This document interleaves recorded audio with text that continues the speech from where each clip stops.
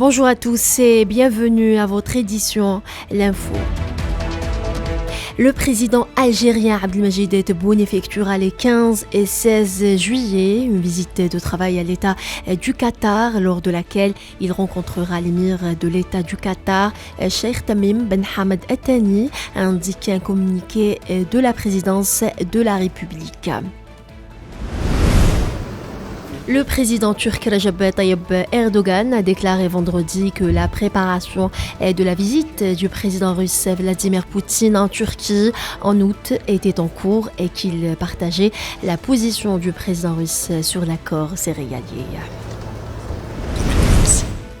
Le président kényan William Ruto a annoncé hier que les manifestations prévues la semaine prochaine par l'opposition étaient interdites, la dernière s'étant soldée par des affrontements et 9 morts. Le président de l'Ouzbékistan, Shavkat Mirziyoyev, a assuré hier vendredi garantir l'activité de l'opposition constructive après sa large réélection à la tête de ce pays d'Asie centrale. Quelques 289 enfants péris sur les 6 premiers mois de l'année 2023 en essayant de traverser la Méditerranée pour atteindre l'Europe, un chiffre en forte hausse, a annoncé l'ONU.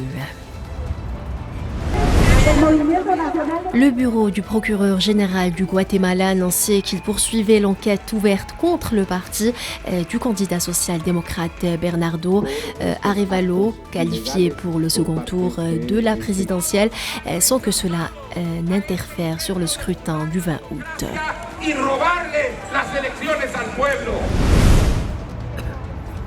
Le Conseil de sécurité de l'ONU a prorogé vendredi jusqu'au 15 juillet 2024 le mandat du Bureau intégré des Nations Unies en Haïti dans un contexte de dégradation de la situation sécuritaire, humanitaire, politique et économique, condamnant avec la plus grande fermeté l'intensification de la violence, des activités criminelles et des violations des droits humains en Haïti.